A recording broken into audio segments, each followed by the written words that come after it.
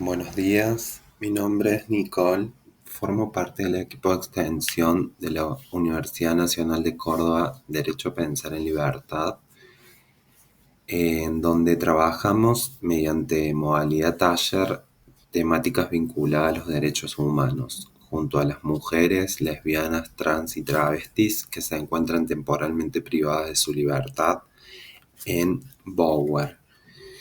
Es por ello que en el marco del 24 de marzo nos interesaría recuperar la experiencia y en este día pasaré a entrevistar a una compañera. Estoy con Adriana Rebol, militante antirrepresiva. Hola Adriana, ¿cómo estás? Hola, muy bien aquí. Me alegro compañera. Damos comienzo a la entrevista. ¿Nos podrías contar sobre el contexto político en ese momento en el país? Nos habías contado que habías estado presa en 1974. Sí, yo estuve presa en octubre del 74 y ya en el 74 comenzaron las detenciones ilegales porque yo estuve cerca de un mes desaparecida en la D2. Recién nos blanquean cuando nos llevan al Buen Pastor, a la cárcel. Nosotros siempre decimos de que la dictadura comenzó desde antes, ¿no? El golpe de Estado fue en el 76, pero en el gobierno de Isabel Martínez, en Córdoba, donde estaba la cabana y donde había figuras nefastas en la policía y en diferentes, cumpliendo diferentes funciones, la situación era sumamente grave en el sentido de las libertades, ¿no? Yo estuve en la D2, que separo el, el haber estado en la cárcel en el Buen Pastor con el haber estado en la D2, porque allí es un centro de tortura continuo, total. Allí fue, algo que a veces cuesta hablar, ¿no? Pero fue una tortura continua donde no sabes si vas a salir viva. Había conmigo una compañera, por ejemplo, embarazada, que a trompadas y a golpes la hicieron parir, abortar. Este, bueno, las mujeres que estábamos detenidas en ese momento en la D2 éramos varias también, si bien más eran los varones, ¿no? Esa es una parte, digo yo, muy, no sé cómo decirlo, muy terrible de lo que he pasado en mi vida, por lo cual, ya cuando fui al Buen Pastor, la situación que viví fue otra. Ya me pareció como un lugar más de calma. Nada que ver, para mí fue haberme liberado de haber podido salir de ese espacio donde estaba, ¿no? No sé si me fui un poco de las preguntas, si estoy contestando más o menos bien, pero Sí. bueno, ese era el momento que se vivía en Córdoba, un momento gravísimo. Fíjate que uno de nuestros compañeros, a los meses de salir, en el 75, en agosto del 75, él aparece quemado en el pan de azúcar, baleado y quemado en el pan de azúcar, en el 75, antes de la dictadura, ¿no? Y desde el 74 en adelante, la persecución, una vez que salimos libres también, la persecución de parte de la policía fue terrible. Claro, dado el contexto de persecución política y que anteriormente habían estado presos, aumentaba la persecución ya que tenían sus datos y como vos decís, anteriormente a la dictadura hubo un proceso hasta que se gestó como tal. Te quería preguntar entonces que antes de haber estado en el Buen Pastor, vos habías estado en un centro clandestino de tortura. Sí, sí, sí. Bien, y en ese centro también había una división sobre mujeres y hombres. No, Estábamos todos juntos, no, no, todos juntos. claro, no era importante que en el centro clandestino de tortura hubiera división entre hombres y mujeres. Digamos que la persecución política se intensificaba cada vez más. Sí, sí, sí, hubo una persecución total después del 76. Yo no me quería ir del país, mi familia me decía que me fuera, todo el mundo me decía que me fuera, y yo me voy recién en el 78, porque ya no podía andar en la calle, porque veía y ahora dando con lo que sería mi prontuario y con algunos papeles que logré encontrar allí en el archivo de la memoria, me habían perseguido por todos los lugares donde yo había estado, estaban las direcciones donde yo había estado viviendo, o sea que me habían seguido persiguiendo, ¿no? Claro, tenían tus datos porque había estado desaparecida en primer momento y luego presa. Y en ese entonces había sido juzgada por algún hecho. Me acusaron, digamos, de hechos de los cuales no cometí. Y aparte, quiero aclarar que tenía 18 años y ellos me acusaban de 3 tomas del cuartel de Villa María, del lugar del comando radioeléctrico y de haber robado el arma a un policía. Bueno, yo por eso siempre ante esas acusaciones yo muestro la foto de que saco del prontuario, era una nena. Y aparte por las fechas que dicen uno y otro, o sea, estaba en un lado o estaba en el otro. Claro, No se condice todo eso, ¿no? claro, pensando que toda persecución es política. También montaban causas, digamos, porque de esa forma, Igual te arman causas y ahí quedaste. claro, construyen al enemigo, por así decirlo, a la enemiga en este caso. Justamente, sí, sí, sí. ¿Y cómo crees que la cárcel impactó en tu vida? Todos estos hechos, suelo decir que todo eso que yo viví, sobre todo lo que viví en la D2, y después conociendo más lo que sucedía allí en el Buen Pastor,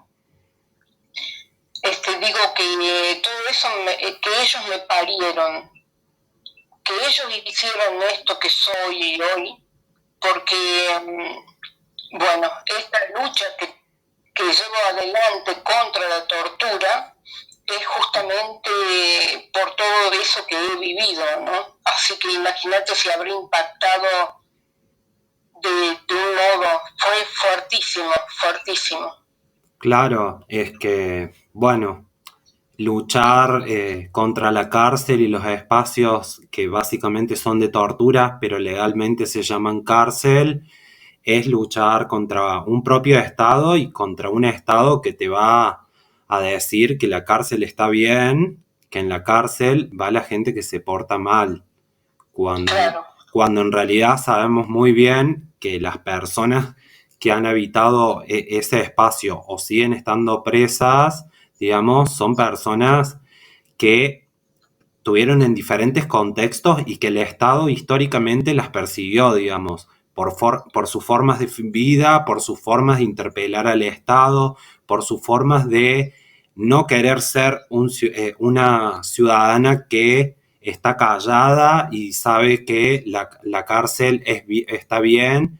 No, claramente el Estado de alguna forma te va a perseguir y más teniendo en cuenta un proceso dictatorial. digamos, que todo quien pensara diferente o cuestionara los mandatos en este sentido, te quería preguntar, todos los políticos de ese momento, precisamente de Córdoba, eran todos hombres. Sí.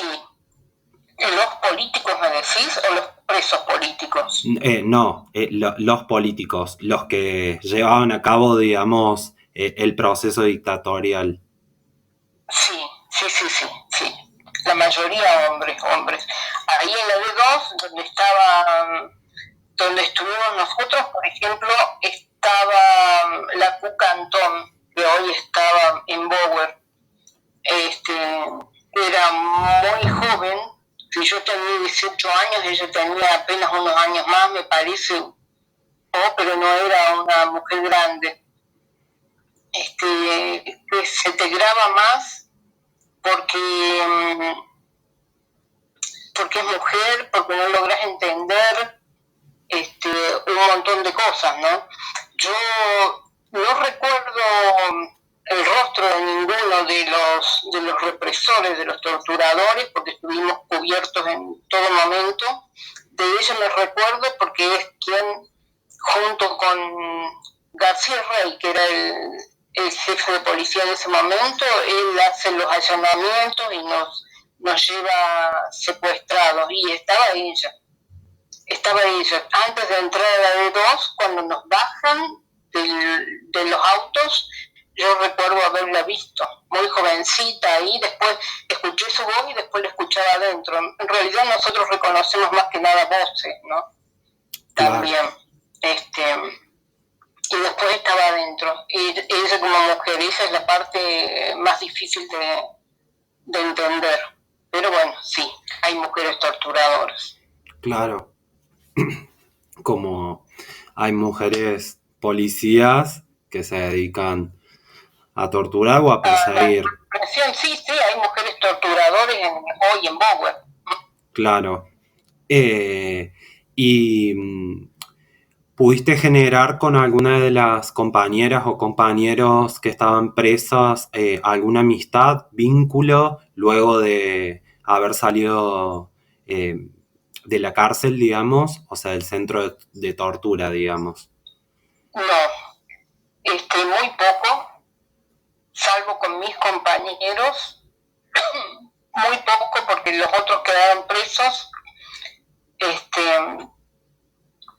Estaba, por ejemplo, con un grupo de gente montonera que lo habían secuestrado al gerente de la Coca-Cola, y sí había hablado y había hecho vínculo con Elena Quiroga, que es la chica que pierde el bebé en el embarazo. A golpes pierde ese embarazo. Y después con otra chica más, pero solamente muy poco, no podíamos hablar entre nosotros, ¿no? Allí no hablábamos mucho entre nosotros. Claro, entiendo. Además, la situación en que estaban viviendo, digamos, era como, no sé si... Extrema, claro. Nadie se imagina, es el infierno, es el mismo infierno. Claro. Donde estás escuchando a estos tipos, como por ejemplo vos por una radio que ellos tenían ahí en Informaciones, así se llamaba la D2 también, escuchabas todos los procedimientos que ellos iban a hacer. Es más, escuchábamos las órdenes de tirar y matarlo. Desde ahí. Eso fue, por ejemplo, cuando allanan el lugar donde estaban Elena con otros compañeros, donde lo habían tenido secuestrado al gerente de la Coca-Cola. Se escucha bien que ellos salen entregándose, y de ahí desde la D2 le dan la orden de disparar, y ahí lo matan al compañero de Elena, ¿no? Al papá de los hijos. Claro. Entonces todo eso también es una tortura, estar escuchando todo eso. Y cada vez que venía alguien nuevo, porque casi todos los días llevaban a alguien nuevo, cobrábamos todos de nuevo, ¿no? Claro. Estábamos todos juntos en un patio, en un patiecito, y nos daban a todos por igual. Bien. Aunque alguna gente sí sufrió muchísimo más tortura. Por ejemplo, esta gente sufrió más tortura, y Elena incluida. ¿Y este centro clandestino al cual hablas, dónde se encontraba? ¿A las afueras de la ciudad de Córdoba? La D2 estaba a poquísimos metros, no sé si serán 5 metros, cuánto separa la D2 de la Catedral de Córdoba. La D2 estaba dentro de lo que es el Cabildo, está ahí en el pasaje Santa Catalina, donde ahora funciona el archivo de la memoria. La iglesia no podía ignorar de ninguna manera lo que estaba sucediendo allí. Claro. Por más que muchas veces cuando nos pegaban, sobre todo a la noche, ponían la música fuerte, ponían la radio, o la música fuerte para que no se escuchara. Pero lo mismo, es imposible que no se supiera que al lado se torturaba y había un centro clandestino de detención. Imposible. Claro. La complicidad de la iglesia siempre, ¿no? Claro, es que sí, fue un proceso dictatorial, civil, eclesiástico también. Totalmente, sí. Y que además, ahora diciéndome que funcionaba ahí, además era el centro de Córdoba. Entonces, ¿quién no podía no escuchar que se torturaba personas? Sí, sí, sí. Te cuento también ahí que, por ejemplo, cuando nos blanquean, recién nos pasan en el mismo cabildo a una parte de adelante, le subimos y donde está el tema del prontuario, donde te sacan la foto, y todo eso, y después vamos a tribunales.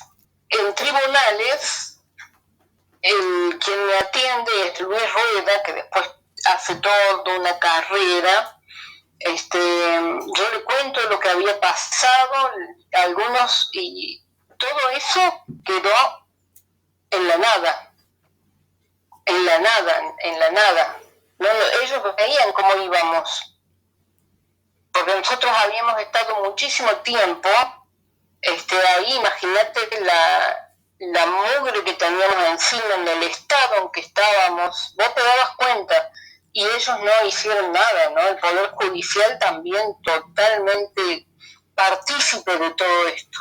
Claro, es que sí, sin el Poder Judicial no podrían haber hecho lo que hicieron, digamos, porque crear un centro de tortura se supone que en democracia no se podría, digamos, y sin embargo hoy serían las cárceles, pero en ese momento eran estos centros, después era la cárcel de mujeres en el Buen Pastor.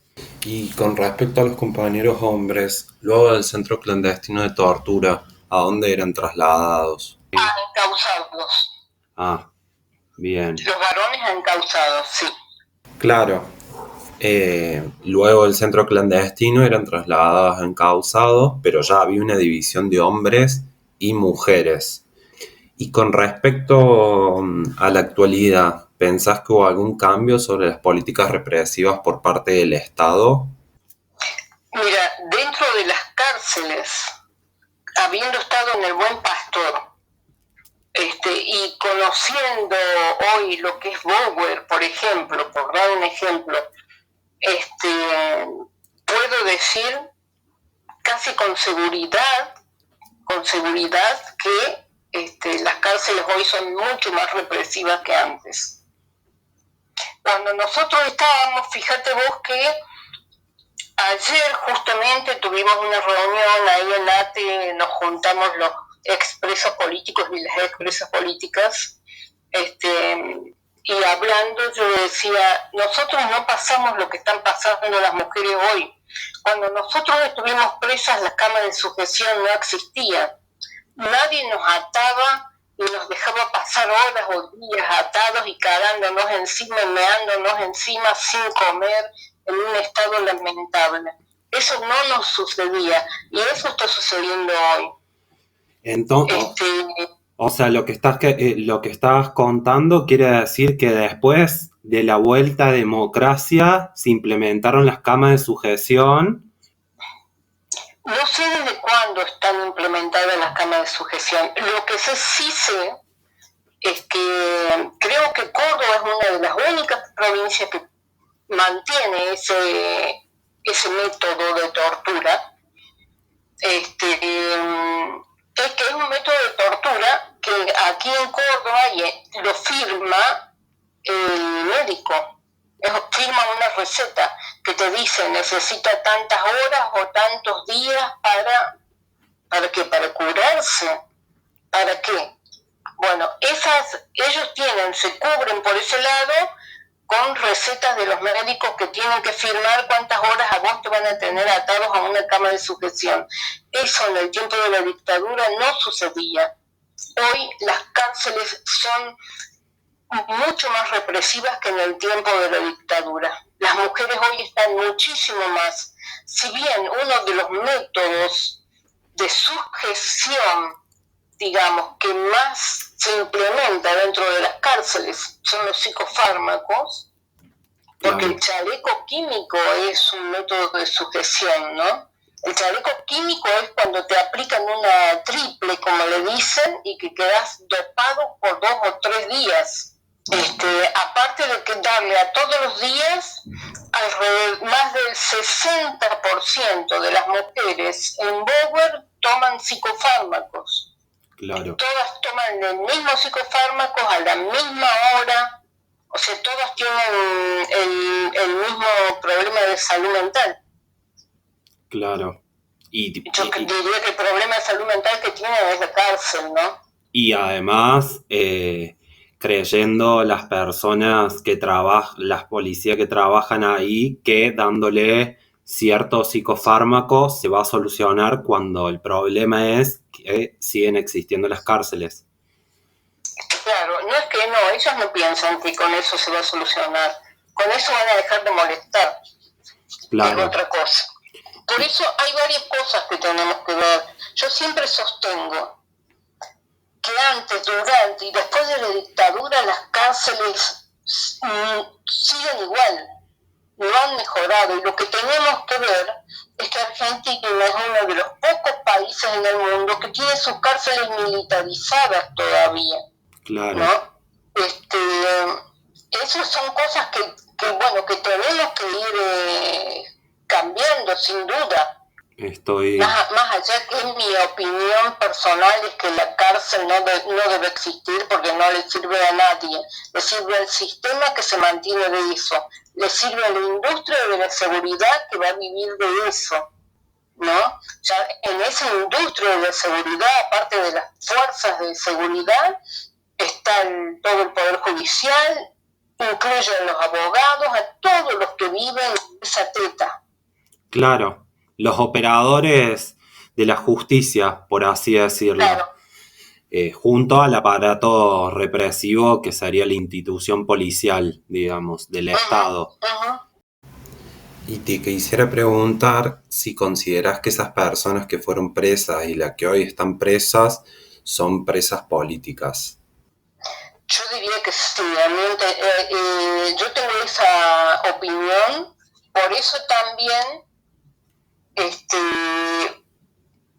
durante todo el tiempo yo no me presento como una expresa política, porque es como que marca una diferencia con las otras, y yo creo que todas las compañeras hoy presas son presas políticas, a causa de una política que las tiene allí, ya sea de políticas patriarcales, que sabemos que hay muchas mujeres encerradas, ya sea por ser malas madres o por haber matado el tipo que les pegaba, o por diferentes temas, ¿no? También por el narcomenudeo, el tema de por qué las mujeres van a parar a la cárcel es un tema largo, pero sobre todo debemos decir que son producto de la política socioeconómica que se implementa hoy en día, ¿no? De esa política de hambre. Claro, claro, y que cada gobierno que cumple su mandato lo sigue gestionando, digamos, porque les conviene a su gobierno y porque creen que las cárceles funcionan, digamos. Sí, sí, sí.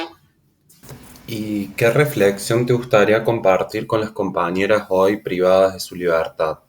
Como mensaje a todos, y que es lo que es la idea que he llevado continuamente, es que deben ser más solidarias entre ellas y organizarse un poco, pero ser solidarias. Es la única manera de zafar de ese sistema. No a la discriminación entre ellas, a dejar todas las divisiones que el sistema nos pone encima, que ya sea de barrio de clase, o por el tipo de delito, están muy divididas. Bueno, se divide por muchísimas razones, ¿no? Bueno, es momento de dejar todo eso de lado y empezar a ser más solidarias entre sí para poder hacer mejor los días estos que les han tocado vivir. claro. Pensar que la lucha es colectiva y que las compañeras presas tienen su propia voz y son sujetos políticos y que también presas políticas y a la vez nosotras estando fuera de la cárcel tenemos la obligación como militantes de visibilizar lo que sucede en las cárceles de Córdoba. Claro, sí, que es mucho, sí, sin dudas. Bueno, compañera, damos finalizada la entrevista. Gracias por contarnos tus experiencias y invitarnos a reflexionar. Yo también espero que todo esto siempre contribuya un poquito a que entre nosotros nos abracemos y nos solidaricemos con las personas más vulnerables en este momento, que creo que son las personas privadas de la libertad.